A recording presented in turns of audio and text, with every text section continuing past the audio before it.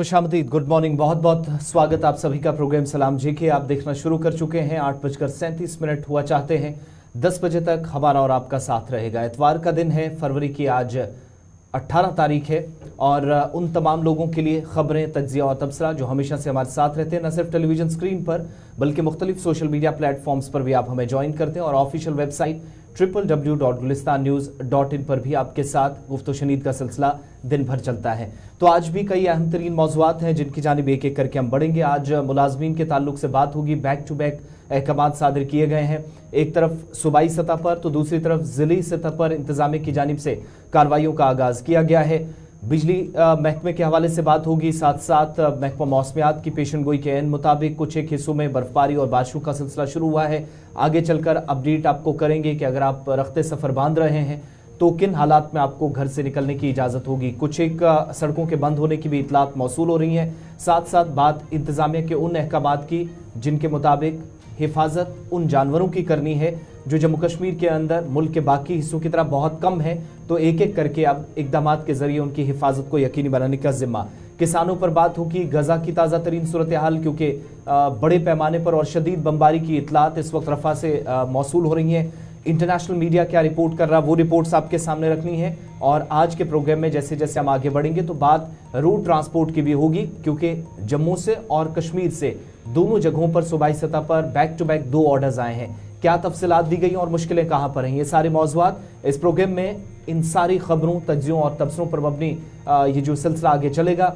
Syed roof Farooqui और ज़हूर लोला भी मेरा साथ देंगे और आज आपके साथ 10 बजे तक ये सिलसिला इसी तरीके से चलेगा। तो आगाज़ प्रोग्राम का चूँकि तय फॉर्मेट के मुताबिक होगा, सबसे पहले बात होगी इस वक्त के आज के दिन की। आज फरवरी की 18 तारीख हिस्ट्री ऑफ द डे में ख़ास क्यों है, क्या आज के दिन की अहमियत है, बताएंगे ज़हूर। बहुत शुक्रिया आसिफ। तो नाज़रीन, प्रोग्राम की शुरुआत तो फॉर्मेट के हिसाब से हिस्ट्री ऑफ द डे के साथ करेंगे। आपको बता दें कि आज 18 फरवरी है, साल 2024, लेकिन माजी में आज के दिन से क्या कुछ हुआ है मुल्की और आलमी सतह पर चंद अहम वाक़ात है जो हम आपकी नज़र करेंगे। तो आपको बता दें कि आज के दिन सन 1614 में बादशाह जहांगीर ने मेवाड़ पर कब्जा किया था, जो कि राजस्थान में एक जगह है मेवाड़, उस पर बादशाह जहांगीर मुगल हुक्मरान ने आज ही कब्जा किया था।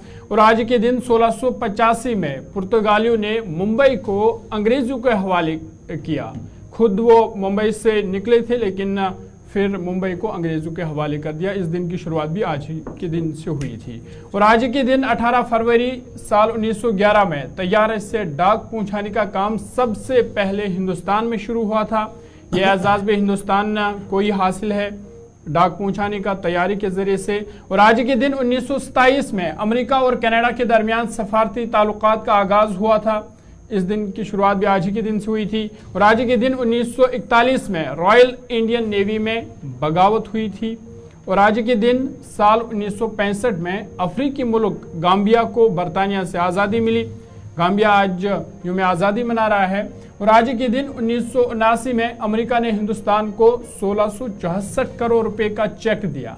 और चेक 1664 करोड़ का था, जो कि एक ख़ास रकम मानी जाती है चेक के ज़रिए, क्योंकि आज हम देखते हैं कि ट्रांसफ़र पैसा होता है लेकिन चेक की रकम एक अहम रकम मानी जाती है। और आज के दिन 1979 में सहारा रेगिस्तान में पहली और आखिरी मरतबा बर्फबारी का वाक़ा पेश आया। और आज के दिन 1828 में जिब्राल्टर में तूफान से 100 कश्तियाँ गर्क आब हुई थी, कई लोगों की मौत हो गई थी। और आज के दिन 1932 में जापान ने मंचूरिया को आज़ाद करार दिया था। और आज के दिन 1971 में हिंदुस्तान ने बरतानिया के साथ पहली सैटेलाइट राब्ता कायम किया। इस दिन की शुरुआत भी आज ही की हुई से। तो ये माजी में चंद अहम वाक़ात थे मुल्की और आलमी सतह पर जो हमने आपके सामने रखे। अब तय फॉर्मेट के हिसाब से खबरों की तरफ चलेंगे। और क्या है आज की पहली खबर, बताएंगे। स्टूडियो में मेरे साथ मौजूद सईद रूफ फारूकी। बहुत बहुत शुक्रिया ज़हूर और आसिफ। चलिए खबरों की शुरुआत करते हैं और बड़ी खबर आपको बताएंगे कि किसान एहतजाज आज 6ठे रोज में दाखिल हुआ है। हालांकि आज मुतवक्का है कि जो किसान लीडर्स हैं और जो सरकार है वो उनके बीच में बातचीत भी हो सकती है, पर एहतजाज न थमने वाला सिलसिला आज भी जारी है। और किसान जो है वो अपनी डिमांड्स को लेकर बज़िद हैं, जो कह रही है कि जब तक सरकार डिमांड्स पूरी नहीं करेगा तब तक एहतजाज खत्म नहीं होगा। किसानों का एहतजाज का आज छठा दिन। चंडीगढ़ में चौथे दौर के मुज़ाकरात आज मुतवक्का है और इसके साथ साथ शाम 6 बजे को जो बताया जा रहा है कि एक मीटिंग जो है तय की गई है। उसके मुताबिक आज जो सरकार और जो किसान लीडर्स हैं उनके बीच में बातचीत होगी और जो किसान की डिमांड है वो आज डिस्कस होगी। क्या जो गालिबन 3 जो मांगे रह गई हैं किसानों की, उन पे ज्यादा फोकस है किसानों का और सरकार और किसान लीडर्स के दरमियान आज उन पे बात होगी। मुतवक्का है कि कोई फैसला जो है वो सामने आ सकता है क्योंकि लोकसभा इंतखाबात इधर नजदीक आ रहे हैं और सरकार भी नहीं चाहती है कि किसान जो है वो ज्यादा देर तक एहतिजाज करते रहे। जी आसिफ। किसानों के एहतिजाज का छठा दिन है। एहतिजाजी मुजाहिरों के बीच हुकूमत भी कोशिश कर रही है कि किसी न किसी तरीके से बातचीत का जो एक चैनल, मुख्तलिफ चैनल खुले हैं, शाम 6 बजे के आसपास हो सकता है कि कोई बात बने। लेकिन ये देखना बाकी होगा कि आज चौथे दौर की जब बैठक होगी तो किसानों के जो मुतालबात हैं उन पर हुकूमत की राय क्या हतमी नताइज की तरफ ले जाएगी या नहीं।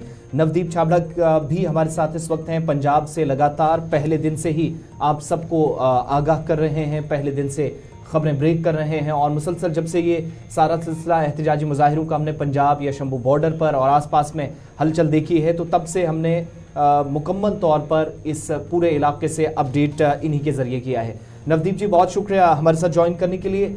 क्या ताज़ा तरीन अपडेट आपके पास है और आज बैठकों का दौर जब आगे बढ़ेगा तो चौथे दौर में बैठक होगी, कोई बात बनते हुए दिखाई दे रही है शाम होते होते? देखिए आसिफ, बिल्कुल आज की जो बैठक है चौथी बैठक रहेगी केंद्र और किसान संगठनों के बीच और काफी ज्यादा महत्वपूर्ण बैठक जो है मानी जा रही है। और ये भी कहा जा रहा है कि आज अगर कोई हल नहीं निकला तो शायद हो सकता है कल से आंदोलन जो है वो दिल्ली की तरफ बढ़े, क्योंकि पिछले 6 दिन से आपको पता है कि चाहे वो शंभू बॉर्डर हो, टिकरी बॉर्डर हो और 2 बॉर्डर है पंजाब के जो हरियाणा के साथ सटे हैं, वहाँ पर किसान लगातार बैठे हुए हैं और जो किसानों का सब्र का बांध हम कह सकते हैं वो लगातार टूट रहा है। और कल भी जो बड़े नेता थे किसान नेता सरवन सिंह पंधेर, उन्होंने क्लियर कर दिया था कि अगर केंद्र सरकार की मंशा किसानों की मांगों को स्वीकार करने की होगी तो मोदी सरकार चाहेगी कि वो ऑर्डिनेंस लाकर भी किसानों को एक बड़ी राहत दे सकती है और उसके बाद अगर समय नहीं है तो नई सरकार जब बन जाएगी उसके बाद नए सेशन में उसको कानून जो है वो बनाया जा सकता है। तो आज एक तरीके से किसानों की नजर है इस बैठक के ऊपर। दूसरा, जो पंजाब के अंदर एक बड़ा किसान ग्रुप है बीकेयू उग्राह, उन्होंने भी सीधे तौर पर बीकेयू के साथ या एसकेएम के साथ आने का ऐलान कर दिया और आज पंजाब के अंदर तमाम जो टोल प्लाजा हैं वो सुबह से फ्री करवाने शुरू कर दिए गए। और अभी जो जानकारी मिल रही है पंजाब में 30 से ज्यादा टोल प्लाजा जो है वो कहीं ना कहीं जो बीकेयू उग्राह ग्रुप है उन्होंने फ्री करा दिए हैं। और इसके अलावा पंजाब के अंदर कैप्टन अमरिंदर सिंह पंजाब बीजेपी के अध्यक्ष और कई बड़े नेताओं के घरों के बाहर लगातार किसानों के जो धरने हैं वो लगातार जारी हैं। लगातार एक दबाव बनाने का प्रयास जरूर किया जा रहा है और आज एक अल्टीमेटम किसानों की तरफ से केंद्र को दे दिया गया है कि अगर आज बात नहीं बनती कोई आगे तो फिर एहतिजाज में शिद्दत आएगी। एक चीज और भी बताइएगा, इसमें पंजाब और हरियाणा गवर्नमेंट्स का कितना बड़ा रोल आप मानते हैं? क्योंकि चंडीगढ़ में जब बैठकें हो रही हैं तो प्रोटेस्ट जिस जगह एग्जैक्टली है जहां पर रेल सर्विसेज को भी रोका गया, जहां हमने यातायात को प्रभावित होते देखा, वो सारा एरिया जो है वो जुरिस्डिक्शन पंजाब चीफ मिनिस्टर या फिर हरियाणा की चीफ मिनिस्टर भी हैं, दोनों का एरिया पास पास आता है। तो दिल्ली कूच से पहले इन दोनों गवर्नमेंट्स के, दोनों सरकारों की प्लानिंग कितनी इंपॉर्टेंट आपकी नजर में है कि दिल्ली कूच से पहले ही किसानों को रोका जाए और मसले का हल भी निकल जाए?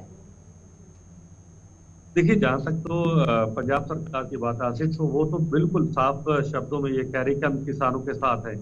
और आप देखिए कि पंजाब के अंदर जब अलग अलग जिलों से किसान ट्रैक्टर ट्रॉली लेकर शंभू बॉर्डर तक पहुंचे तो उनको कहीं पर भी नहीं रोका गया। और एक चीज और बताऊं आपसे, जो आम आदमी पार्टी के आधिकारिक ट्विटर हैंडल हैं या उनके फेसबुक पेज है, उन पर बकायदा ये प्रचार किया गया कि देखिए ट्रैक्टर निकल रहे हैं, हम किसानों को नहीं रोक रहे। और जब शंभू बॉर्डर पर किसान आकर बैठे तो उनकी सुविधा के लिए कई तरह के बड़े ऐलान पंजाब सरकार की तरफ से किए गए। यानी कि कोई भी सरकार हो पंजाब के अंदर, इससे पहले जब 2020 के अंदर ये आंदोलन हुआ था, कैप्टन अमरिंदर सिंह मुख्यमंत्री थे, तब वो खुले तौर पर ये प्रचार करते थे कि हम किसानों के साथ हैं, हम उनको नहीं रोकेंगे। केंद्र सरकार को नवदीप जी आप कह रहे हैं कि अगर आज बातचीत में कुछ ना निकला तो शायद कल से जो दिल्ली का पड़ाव है वो किसान करेंगे। कितना मुश्किल होगा मरकजी सरकार के लिए ये किसान जब दिल्ली पहुंचेंगे, कितना मुश्किल होगा सरकार के लिए, क्योंकि एक गमी जफीर वहां पे जमा होगा, लोगों की तादाद बढ़ेगी, एक तरफ इलेक्शंस और दूसरी तरफ इन किसानों के मामला। तो कितना मुश्किल मरकजी सरकार के लिए बन सकता है कि अगर वाकई में किसान दिल्ली पहुंच गया। देखिए, मुश्किल तो है, और सबसे बड़ी बात है कि लगातार किसान जो है वो एकजुट हो रहे हैं, और जो पहले किसान संगठन बीकेयू के आह्वान पर उनके साथ नहीं थे, अब वो भी कहीं ना कहीं उनके साथ जुड़ना चाह रहे हैं। और थोड़ी देर पहले गुरनाम सिंह सड़ूनी जो बड़े नेता हैं हरियाणा के, अब उन्होंने भी ऐलान कर दिया है कि वो भी किसानों का समर्थन करेंगे हरियाणा के अंदर, और आज एक महापंचायत जो है वो हरियाणा के अंदर बुलाई गई, जिसके बाद गुरनाम सिंह सड़ूनी ये फैसला करेंगे कि किस तरीके से भारतीय किसान यूनियन और एसकेएम का कहीं ना कहीं साथ देते हुए नजर आएंगे। दूसरी ज्यादा आपने बात की कि किसान जब आगे बढ़ेंगे तो कितनी चुनौती है, तो शंभू बॉर्डर से लेकर चाहे पटौरी बॉर्डर हो या बाकी बॉर्डर हो, वहां पर सुरक्षा व्यवस्था बहुत कड़ी है, और आपको पता है कि 3 से 4 लेयर की सुरक्षा वहां पर सीआरपीएफ और जो हरियाणा पुलिस के जवान हैं वो तैनात किए गए हैं, और जाहिर सी बात है कि उनको रोकने का प्रयास किया जाएगा, क्योंकि हरियाणा के अंदर बीजेपी सरकार है और बीजेपी सरकार नहीं चाहती कि किसी भी कीमत पर जो किसान है वो आगे बढ़ पाए। यही कारण है कि हरियाणा के अंदर जो ट्रैक्टर रैली किसान जो इस वक्त प्रोटेस्ट कर रहे हैं, किसानों को बड़ी संख्या में जो है वो हिरासत के अंदर लिया गया, और अभी भी 19 तारीख तक हरियाणा के अंदर तमाम 7 जिले जहां पर किसानों का वहाँ इंटरनेट सर्विसेज बंद है। बहुत बहुत शुक्रिया डिटेल्स देने के लिए। आज चौथे दौर के मुज़ाकरात चंडीगढ़ के अंदर होने जा रहे हैं। मोहाली और आसपास के इलाकों में सिक्योरिटी की सूरत हाल क्या है बता रहे थे नवदीप जी। और जहां तक एहतजाज की बात है तो आज अल्टीमेटम किसान संयुक्त मोर्चा की तरफ से या इससे जुड़ी हुई जितने भी तंजीमें हैं उनका है कि अगर आज भी बात नहीं बनती तो फिर दिल्ली कूच के लिए वो एक बार फिर से उसी हिसाब से काम शुरू करेंगे जिस इरादे के साथ वो 5 से 6 महीनों का राशन लेकर भी हमने पंजाब से निकलते देखे, और पंजाब गवर्नमेंट भी उनके साथ खड़ी होती दिखाई दे रही है। आगे बढ़ेंगे, इससे पहले हम दीगर मामलात की तरफ जाएं। खबर जरा आपको उस इलाके से बताएं जो जंग की एक तरह से कह सकते हैं कि 4 माह मुकम्मल होने के बावजूद भी जंग में मुसलसल शिद्दत आ रही है। रफा में मजीद 10 फलस्तीनियों का कत्ल किया गया है। इजराइल डिफेंस फोर्सेस की तरफ से कार्रवाइयां अमल में लाई गई हैं और बैनुल-अक़वामी अदालत इंसाफ की जानिब से इजराइल को उस वक्त वार्निंग दी गई है जब सूरत हाल इंतहाई कशीदा हो रही है।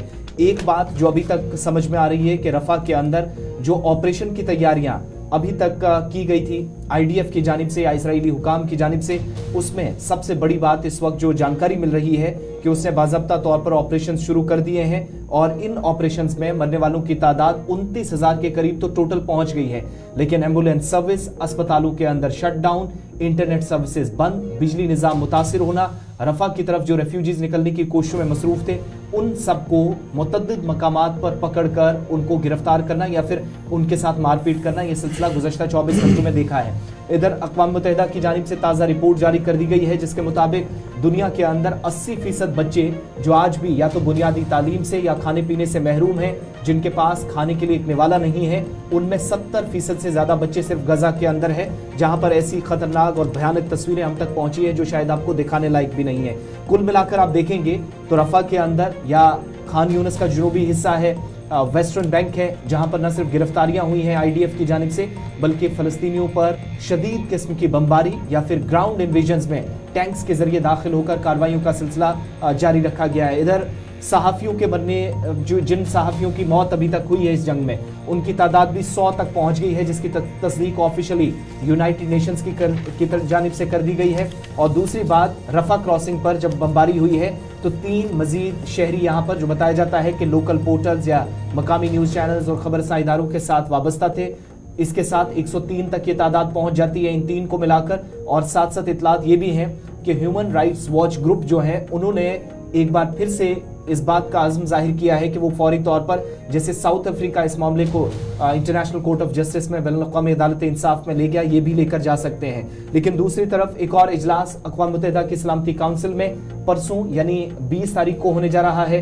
भारतीय वक्त के मुताबिक सुबह 4 बजे के आसपास ये इजलास होगा। वहां पर भी खबर है कि मुख्तलिफ मुस्लिम ममालिक या कुछ जो है वो ऐसे ममालिक जरूर करारदाद लाने पर गौर फिक्र कर रहे हैं, मगर इजराइल का अभी तक 4 करारदादें मंजूर होने के बावजूद भी कोई असर उस पर नहीं पड़ा है और तमाम वार्निंग्स, तमाम तरह की इंतबा, खबरदार किए जाने के बावजूद भी ये सिलसिला जारी है। तो गजा के अंदर मरने वालों की तादाद 29,215 तक पहुंच गई है।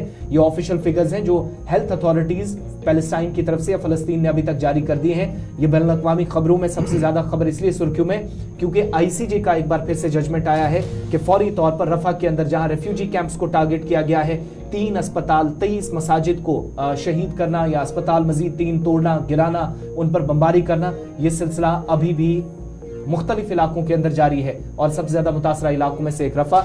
ये वो 2 बड़ी खबरें जो इस वक्त सबसे पहले प्रोग्राम में आपके सामने रखी। लेकिन खबर मौसम के हवाले से भी बताएंगे सईद रूफ, क्योंकि शुमाली भारत के अंदर मौसम रफ्ता रफ्ता ही सही तब्दील हो गया है। बिल्कुल, शुमाली भारत के अंदर मौसम तब्दील हो रहा है और इसके साथ साथ जम्मू कश्मीर की बात करें तो महकमे मौसमियात की पेशगोई थी और पेशगोई के मुताबिक बालाई इलाकों में कल शाम से ही बर्फबारी शुरू हो गई थी। जम्मू कश्मीर में मौसम ने करवट ली है और मौसम बदल गया है और बालाई इलाकों में ताज़ा बर्फबारी और बारिशें और मैदानी इलाकों में भी महकमे मौसमियात ने पेशगोई की है बारिशों की। मसल टंगदार करना, गुरेज सेक्टर की सड़कें बंद, मैदानी इलाकों में भी बारिशों का इम्कान, आज शाम देर गए तक बारिशें हो सकती है। मैदानी इलाकों में कई इलाकों में बर्फ भी हो सकती है, ये महकमे मौसमियात ने प्रेडिक्ट किया है। तस्वीर भी साथ साथ पहले जरा दिखा देंगे क्योंकि रात देर गए जो पहली ये वो पहली तस्वीर है जो सेंट्रल बेल्ट से सामने। जी बिल्कुल, ये सोनमर्ग से वहां कल शाम को ही बर्फबारी शुरू हुई थी और इसके साथ साथ गुलमर्ग की बात करें या बाकी जो बालाई इलाके हैं वहां पे बर्फबारी हुई है और जो महकमे मौसमियात ने पेशगोई की है कि अच्छी खासी 1 फुट या 1 फुट से ज्यादा बर्फ जमा हो सकती है और मैदानी इलाकों में 6 इंच से ज्यादा बर्फबारी जमा होने की पेशगोई की है महकमे मौसमियात ने। यानी इस साल देखा जाए तो बर्फबारी कम हुई है पर आखिरी स्पेल में, गालिबन ये आखिरी स्पेल हो सकता है क्योंकि अब मार्च आने वाला है, तो आखिरी स्पेल में महकमे मौसमियात ने पेशगोई की है कि अच्छी खासी बर्फबारी हो सकती है, जिसका इंतजार जम्मू कश्मीर की आवाम को है, खासकर वादी कश्मीर की आवाम को है क्योंकि वादी कश्मीर में अगर बर्फबारी ना हो तो कई ऐसे मामलात सामने आते हैं। हॉर्टिकल्चर पे असर पड़ता है, एग्रीकल्चर पे असर पड़ता है, जिस वजह से लोगों की भी कहीं ना कहीं नजरें हैं कि अच्छी खासी बर्फबारी हो। अब फरवरी के इन आखिरी अयाम में मुतवक्का है बर्फबारी होगी। अपने नुमाइंदों से भी हम जुड़ने की कोशिश करेंगे और उनसे जानना चाहेंगे क्या हाल अहवाल है, खासकर अगर हम नॉर्थ कश्मीर की बात करें, कुपवारा में बताया जा रहा है कि बर्फबारी ज्यादा होगी साउथ के साथ साथ। तो साहिल शमीम हमारे साथ जुड़े हैं कुपवारा से। साहिल बताइए क्या कुछ अभी सूरत हाल है, क्या बर्फबारी हो रही है?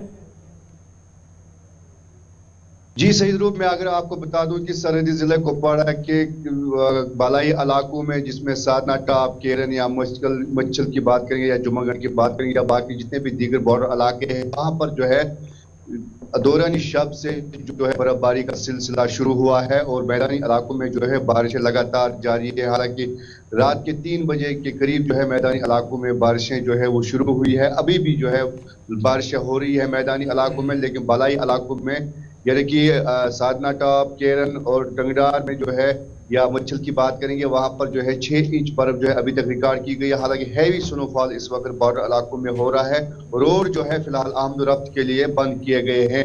हालांकि जिस तरह से महकमे मौसमियात ने जो है पेशगोई की थी तो 2 दिन पहले ही जो है deputy commissioner Kupwara Ayushi Sudan ने एक रिव्यू मीटिंग ली थी जिसमें जो है तमाम मुलाजिमों को हिदायत दी गई थी और इन इलाकों में खासकर बॉर्डर इलाकों में जो है कंट्रोल रूम भी बनाए गए हैं। अगर लोगों के कोई भी मुश्किलात है वो कंट्रोल रूम से राब्ता करें और लोगों के लिए जो है एडवाइजरी भी जारी की गई थी पहले से ही कि वो फिलहाल जो है एहतियात करें, अपने घरों में ही रहे, खासकर रोडों पर जो है सफर करने की कोशिश न करें, ना पैदल ना गाड़ी लेके, क्योंकि रोड जो है फिलहाल आमदोरफ्त के लिए बंद किए गए हैं। और अभी जो है बालाई इलाकों में जो है हैवी स्नोफॉल जो है वो कंटिन्यू जारी है और मैदानी इलाकों में इस वक्त जो है बारिशें लगातार जारी है। जी बहुत बहुत शुक्रिया साहिल शमीम तफसीलात फराहम करने के लिए। बता रहे थे कि मच्छल, टंगधार और करना, गुरेज या कुपवाड़ा के ऊपरी इलाकों में जाने वाली जो राब्ता सड़कें हैं वो बंद है। जरा जहूर के पास भी चलेंगे, हमारे साथ नॉर्थ कश्मीर के बांडीपुरा से इस वक्त ज्वाइन किए हुए हैं। जहूर बहुत शुक्रिया। नॉर्दर्न बेल्ट के अंदर खबर है कि गुरेज सड़क को पहले ही बंद कर दिया गया, क्या कुछ इतलात है? अगर बात करेंगे जो पहले बर्फबारी हुई थी उसको जो हैवी बर्फबारी हुई थी तो उसके बाद जो है कई दिन तक जो है गुरेज बांडीपुरा जो शहर है वो बंद रहा, लेकिन उसके बाद जो है बीआरओ की टीम ने जो है वहां पे बर्फ हटाने का काम जो है स्टार्ट किया था। तो उसके बाद जो वहां पे कंटिन्यूसली हमने देखा है कि जो बीआरओ की टीम है वो बर्फ हटाने के काम में जो है मसरूफ थे, और उसके बाद जो है रोड को फिर से खोला गया था। लेकिन पेशन गोई के मुताबिक जो आप बताया कि 18 से 20 तारीख तक जो है बर्फबारी होगी है, तो उस हवाले से जो है कल ही जो है एसडीएम गुरेज ने हुक्मनामा जारी किया है कि इसको जो है फिर से बंद किया जाएगा। और अभी गुरेज की बात करेंगे तो वहां पे बर्फबारी हो रही है। अगर बांडीपुरा के मैदानी इलाकों पे बात करेंगे तो रात में ही जो है बारिश का सिलसिला जो स्टार्ट हुआ था। अभी भी हल्की हल्की बारिश बीच बीच में हो रही है, और लेकिन मौसम भी अबूरालुदा है। और जो गुरेज बांडीपुरा इलाका है, बिल्कुल बिल्कुल जी, बांडीपोरा के किस इलाके में अभी बर्फबारी हो रही है? आप कह रहे हैं कि अगर मैदानी इलाकों की बात करें बारिशें हो रही है, तो बर्फबारी किन इलाकों में हो रही है? बर्फबारी हमारा जो गुरेज इलाका है वहां पे बर्फबारी हो रही है। वहां पे जो गुरेज, तुलेल, बख्तूर, दावर, इन इलाकों में जो है बर्फबारी का सिलसिला अभी भी जारी है, और रात में ही जो है स्टार्ट हुआ, अच्छी खासी बर्फबारी देखने को मिल रही है। और अभी भी अगर हम बात करेंगे यहाँ पे जो गुरेज, बांडीपुरा और जो रोड है वो कंटिन्यू बंद रखा गया है, और राजधानी टॉप पे जो है अच्छी बर्फबारी रिकॉर्ड की गई है। लेकिन तो जोर ये बताएगा कि लोगों के लिए क्या एडवाइजरी जारी कर दी गई है, क्योंकि कई अजला में बर्फानी तोदे गिराने की वार्निंग भी डिजास्टर मैनेजमेंट की जानिब से कहा गया है।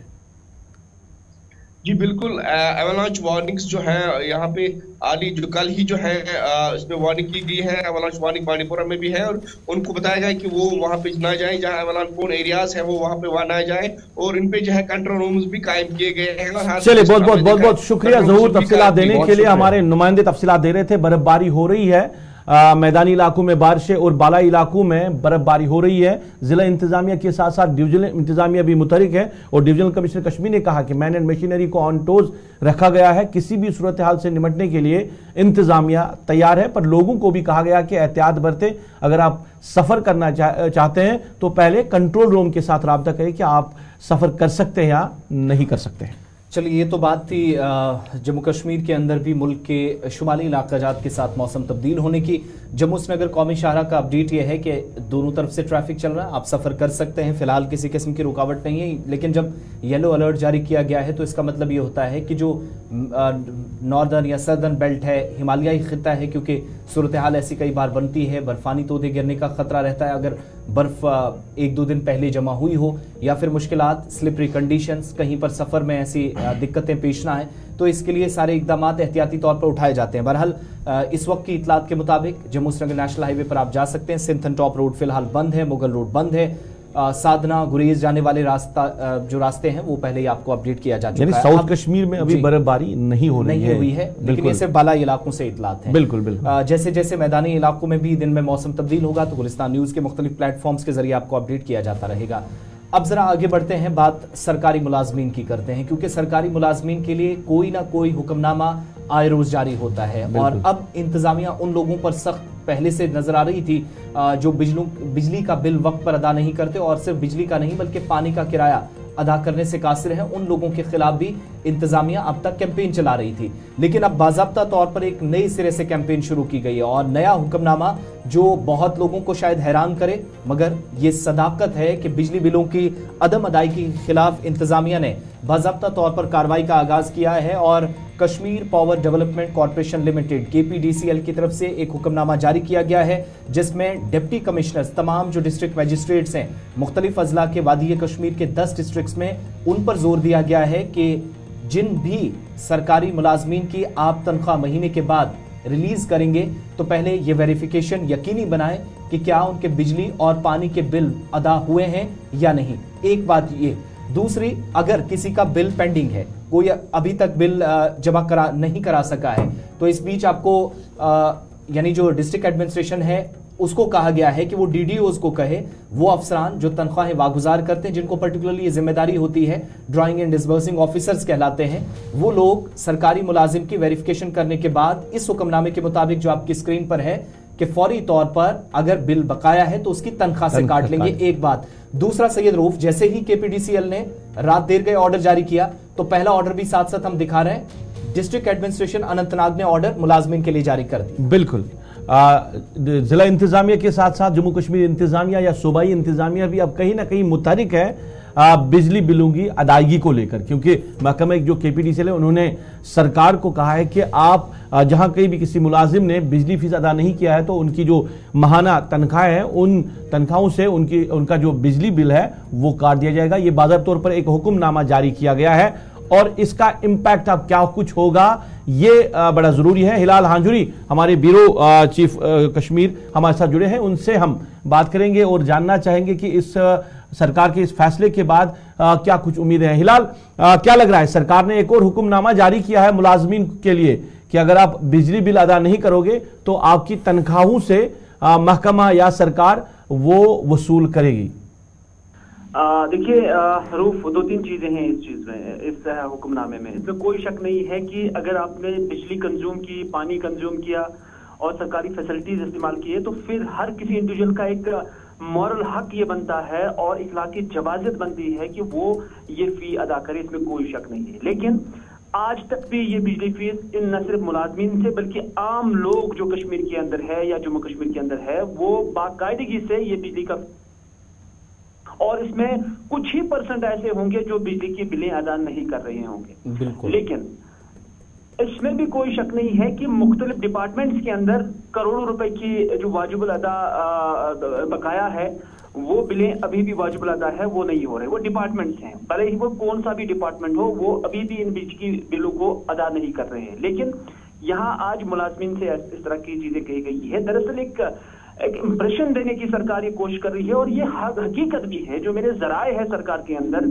एडमिनिस्ट्रेशन के अंदर, कुल मिलाकर जो आज ट्रेजरीज हैं वो खाली हैं, सरकार का खजाना खाली है और आइंदा के वक्त में कोई परेशानी ना हो क्योंकि आगे चलना है, उसमें कोई दिक्कत ना हो फाइनेंशियली, उन चीजों को मद्देनजर रखते हुए सरकार ने इस तरह के इकदाम उठाए हैं। रूफ, ये सिर्फ बिजली की बिलें और पानी की बिलें अदा करने की बात नहीं है कि फौरन से पेशतर मुलाजमिन की सैलरी से ये सारी चीजें डिडक्ट की जाए, बल्कि मेरी इतलात ये है कि सेल्स टैक्स डिपार्टमेंट को भी मुतहरिक रखा गया है और मुख्तलिफ डिपार्टमेंट्स के अंदर जो एनफोर्समेंट विंगे हैं उन्हें भी मुतहरिक कर दिया गया है कि आप जाओ छापामारी करो, जो कानून की खिलाफ वर्जी करते हैं उनसे जुर्माना वसूल करो। कहीं ना कहीं से जो सरकार की खजाने आमरा है उसमें भरपाई करनी है। हिलाल, एक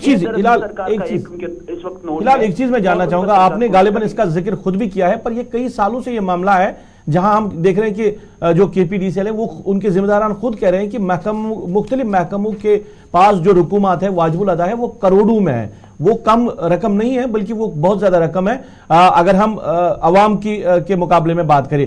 पर वो उन डिपार्टमेंट से वो रुकूमात हासिल करने के लिए सरकार उतनी सीरियस नहीं है, क्योंकि अगर हम पिछले जो चीफ सेक्रेटरी जम्मू कश्मीर के थे उनके टेन्योर की बात करें तो उन्होंने महकमे केपीडीसीएल के जिम्मेदारों को एक बार ये भी कहा था कि आप वो सरकारी महकमे हैं उनसे आप वो रुकूमात हासिल नहीं कर सकते। तो इस तरह के फैसले भी कहीं सुनने को मिले।